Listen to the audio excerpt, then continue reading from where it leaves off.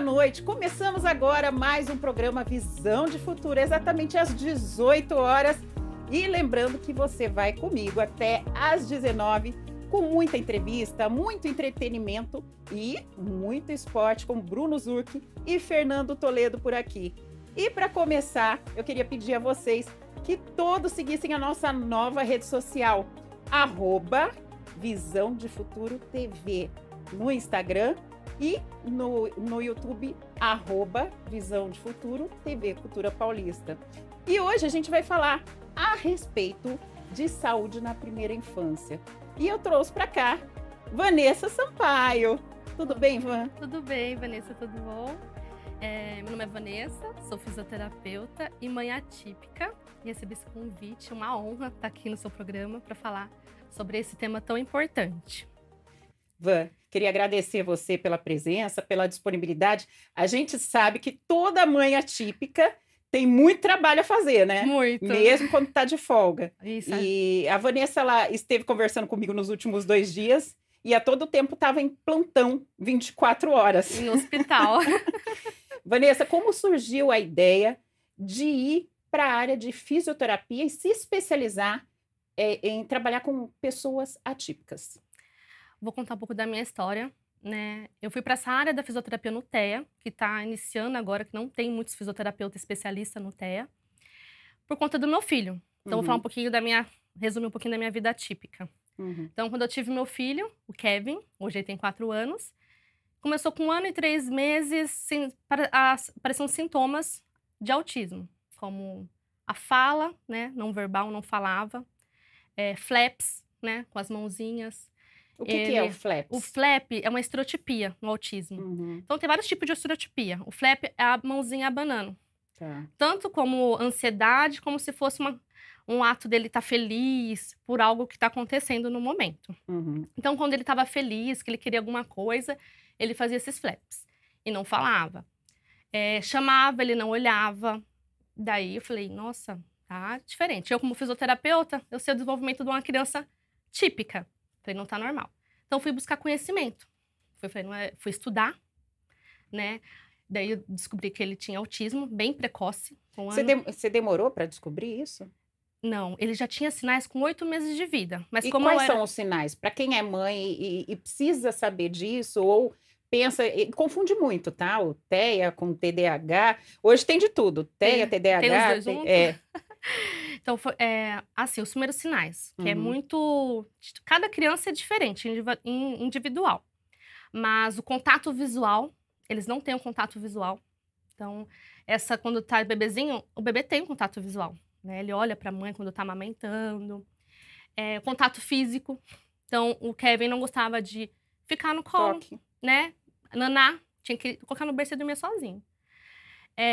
Não chorava muito. Ele era uma criança que parou de sorrir, né? Com 8 meses ele parou de sorrir. Era difícil tirar um sorriso dele. Então, a criança, todos nós temos a poda neural, né? E com 8 meses é a primeira poda neural que a gente tem. E no autismo ele é mais severo. Então, o cérebro, o que ele faz? Ele descarta, exclui tudo aquilo que não usa. Mas na criança atípica, ele exclui coisas que é muito pertinentes no desenvolvimento da criança, né? Então, daí ele foi desenvolvendo a fala, ele até babuceava, falava mamã. Depois de 1 ano, cortou, não falava mais nada. Você chama, imagina uma criança com 1 ano que já tá andando. A criança olha pra mãe. Ele não olhava. Parecia uma criança que não tinha audição, né? Problema auditivo. Mas não tinha porque ele escutava música, ele gostava. Rodava em torno de si, sem motivo nenhum. E quando dava a gargalhada, também era sem motivo nenhum. Não era uma coisa engraçada, não era um desenho que estava assistindo, que tinha função. Ele andava de costas, gritava, os gritos também não funcionais, que a gente fala, né? Não tem função aqueles gritos. Nessa época você não era fisioterapeuta ainda? Eu sou fisioterapeuta faz 10 anos, mas não era da área do TEA. Então era do hospital. Você conseguiu perceber isso mais fácil do que normalmente uma mãe atípica percebe? Porque geralmente a mãe atípica, quando ela tem outro filho, ele não tem o mesmo transtorno, né? Acontece de não ter e depois ter um filho que tem o transtorno do espectro autista. Explica pra gente como que é essa percepção para uma mãe já com conhecimento na área médica e como é para uma mãe que não tem esse conhecimento. Qual é a forma mais fácil, além dessas que você falou, de se identificar prontamente que a criança possui o autismo? Então, é a fala, Uhum, né? Questões sensoriais. A criança às vezes não gosta de toque, texturas, uhum. alimentação. Existe uma limitação quanto à alimentação para todos, né? É seletividade, não é? Não são todos que têm, Tá. alguns, né, que têm seletividade alimentar. Uhum, Texturas, né, que eu falei, a fala, estereotipia. É uhum. muito comum, não só o flap. Então, tem criança que fica se balançando. Tem várias formas de estereotipia. Tem crianças que eles começam a ficar muito olhando na mão, né? Eles Uhum. pegam a mãozinha e fica assim, horas e horas, se deixar na mãozinha olhando. Isso acontece no TDAH ou no TDA também? Ou... Não, o TDAH é um pouco diferente, né? O TDAH, eles têm, não tem estereotipia, mas às vezes eles têm movimentos de tentar se organizar devido a algum distúrbio que aconteceu, uma ansiedade. Então, o TDAH às vezes é hiperativo ou sem hiperatividade, né? Só o déficit de atenção. Isso Não, pode ser somado ao autismo também numa pode. criança? A grande porcentagem do autismo, acho que 80% vão ter TDAH. Tá associado? Uhum. E nessa questão da mãe perceber, além da equipe médica, né? O pediatra, às vezes sempre dá o sinal. Muito hoje é a escola também que ajuda, Uhum. né? Tem crianças que vai para creche desde bebezinho, a escola, às vezes tem preparo, a professora consegue enxergar e começa a dar sinais para as mães. Porque a mãe é mãe, a mãe fala, e tem que... E as Meu crianças... filho tá demorando um pouquinho para falar, logo ele fala. É normal, vamos esperar Uhum. até os 2 anos? Esse é o erro. Vamos esperar até os 2 anos. Porque cada um se desenvolve do seu jeito, né? Uns atrasa. Não, se tá atrasado no marco do desenvolvimento da criança, já é um atraso. Independente Uhum. se for autismo ou não. Então, a gente tem que investigar, o que a gente tem que fazer? Estimular. A estimulação precoce é o que vai garantir um desenvolvimento melhor para a criança. E pode acontecer de uma criança não falar e após um tratamento, um pouco mais de atenção para o autismo, como você falou antecipadamente, conseguir acelerar esse processo da fala e a criança voltar a falar? Aliás, começar a falar? Sim, tem chances. Uhum. Essa é a primeira preocupação dos pais, é a fala, né? Uhum. Quer ouvir uma mãe, o papai, né? De pedir, de se comunicar, né? Porque, imagina, a criança quer uma água, não fala. O meu começou como? Ele levava a gente, pegava na mãozinha, levava até onde queria, né? Com a intervenção precoce, como descobrir cedo, por isso que eu falo que o laudo, mesmo que não tenha um laudo, Uhum. já tem esses sintomas, se a gente conseguir as terapias precocemente, é possível a fala. Então, médicos às vezes falam que até os 5 anos, mas eu tô vendo estudo, tem criança com 7 anos começando a falar, que é autista. Com um estímulo, com muita terapia, não só responsável dos terapeutas, eu acho que isso que eu quero falar também, passar para as mães atípicas, o melhor trabalho é dos pais. Se os pais não estiverem engajados, ajudar a fazer a terapia em casa, eu falo que os pais têm que ser os terapeutas do filho. Muitas das vezes, pai ou mãe tem que largar o emprego para se dedicar somente à criança, né? Isso, foi o que aconteceu comigo, Uhum. né? Com meu esposo. Meu esposo, ele teve que, né, largar praticamente o emprego dele para poder levar o Kevin nas terapias, porque a terapia é de segunda a sexta-feira. É contínuo, É né? contínuo, escola. E um dos dois ia ter que parar de trabalhar, né? Então, assim, é difícil, né? Uma família típica. Então, assim, não vou romantizar o autismo, Uhum. né? Tem dificuldades. Se a gente não tiver uma família, uma rede de apoio que ajuda, é difícil para a mãe. Então, tem muitas mães entrando em depressão, né? Por falta de rede de apoio. Porque uma mãe sozinha não dá conta. Uma mãe solo, na verdade, ela precisa trabalhar, precisa sustentar a casa, precisa cuidar da criança e precisa se dedicar a ela um pouco, mas ou ela acaba ficando para lá e a depressão chega, né? Chega. Então, acho que é essa rede de apoio que precisa. Às vezes, muitas mães, quando descobrem que o filho tem o autismo, o marido larga da esposa, não aceita o diagnóstico. Às vezes, assim, tem muito preconceito com a família, com a sociedade. Acho que a maior parte que a gente presencia, que é muito dolorido pra gente. Então, no começo, quando eu descobri do Kevin, as pessoas às vezes olham diferente. Você tá achando doença no seu filho, né? Mas ele parece normal. E a gente sabe Mas que não tá normal. quem que consegue descobrir essa doença? Porque as mães têm muitas dúvidas a respeito. Que médico procurar quando você desconfia que o seu filho tem o TDAH, ou TDA, ou TEA? O neuropediatra eu psiquiatra. Tem alguns pediatras agora que estão especializando, porque tá difícil achar neuropediatra, psiquiatra, né? A demanda tá crescendo muito, aumentou muito, né, o índice de autismo. Né? Cada 36 crianças nascidas, uma será autista. Então, e parece que agora, até nos Estados Unidos, já tem um estudo que a cada 30 crianças, uma nascida será autista. E tem uma coisa muito importante para a gente recordar, que é o seguinte: antigamente, quando as pessoas não conheciam o autismo, que se popularizou muito na internet, por causa de um moço que eu já vou colocar aí na internet, no online, no ao vivo, na TV também, para vocês verem um pouquinho. Ele é famosérrimo, viu, Vanessa? Muito famoso, esse moço. As pessoas, elas ficavam desesperadas ao ver o filho se bater no chão, a ter esse tipo de estereotipia, ao ver que ele não queria toque, e levavam ao médico da época, né?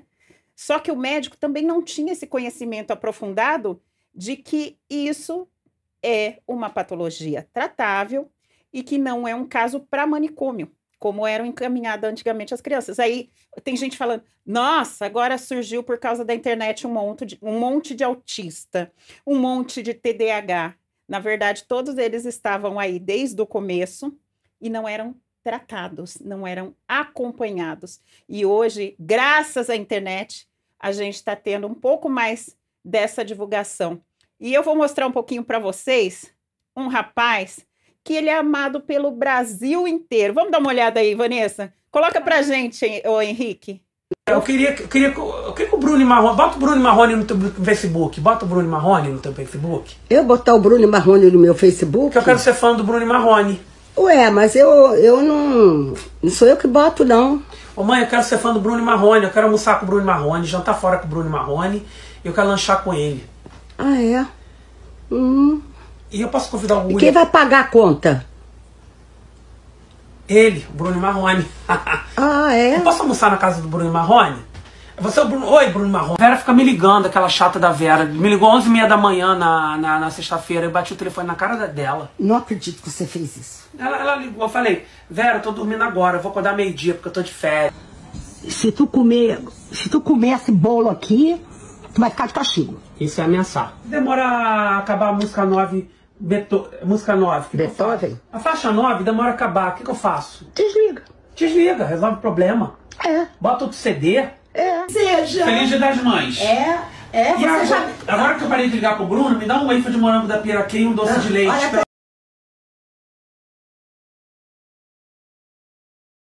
Da gente, o Ricardo, assim, ele mostrou que o autismo, a pessoa pode sim ter o autismo, ter uma vida quase normal, né? Se tiver aí a atenção e a dedicação dos pais e o tratamento necessário. Então tá aí um exemplo, só um dos exemplos, porque depois dele, vários autistas começaram a utilizar a internet para se comunicar com outras pessoas. E é algo que o autista, por si só, se retrai um pouco, né? Mas a dona Dalva, ela soube levar isso de uma forma tão leve, e ela é TDAH, tá? Para quem não sabe.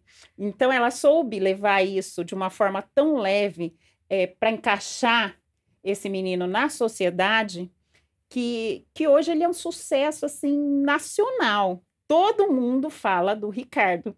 E você tem um filho também que você fez uma evolução muito grande com ele, né?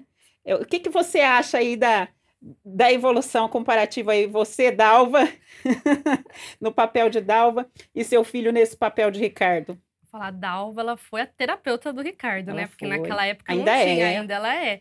Então, ela é um exemplo, todas as mães que seguem, né, ela, para estimular o filho em casa. O meu filho, Kevin, a gente estimula muito em casa. Então, é um apoio bem grande. Meu marido, minha filha, a gente estimula o tempo todo. Então, a pré-estimulação não é só em casa, é onde a criança estiver, no parque, no restaurante, num shopping. Em todo lugar você tem que estimular essa criança. E antigamente, essas crianças não eram inclusas. Não estava na escola, estava em casa, igual o Ricardo. Então, ele aprendeu tudo em casa, né? A ler, a se comunicar, que era a parte mais difícil, né? Então, aprendeu tudo em casa. Então, se os pais não se dedicar a estimular, ser o terapeuta do seu filho, não vai ter uma evolução igual a do Ricardo. E os pais têm que engajar, não são só os terapeutas. Os terapeutas são fundamentais, a equipe multi são fundamentais, mas o papel do pai tem que acontecer. Eu ia falar para ela deixar a mensagem, mas ela já deixou uma baita mensagem aí para os pais e as pessoas que sofrem com o autismo. Todo preconceito, ele gera mais problema para as pessoas que já têm uma deficiência ou alguma patologia clínica ou uma síndrome. Então, é importante que todos nós saibamos que poderia ser o seu filho, poderia ser o seu marido, ou poderia ser alguém da sua família. Então, em primeiro lugar, respeite a vida, respeite o ser humano. A gente vai para o intervalo rapidinho, agradeço a presença aqui da Vanessa Sampaio com a gente, e daqui a pouco a gente continua falando sobre saúde na infância com ela, doutora Priscila Muruoka, tá bom? Daqui a pouquinho com vocês, aqui na TV Cultura Paulista.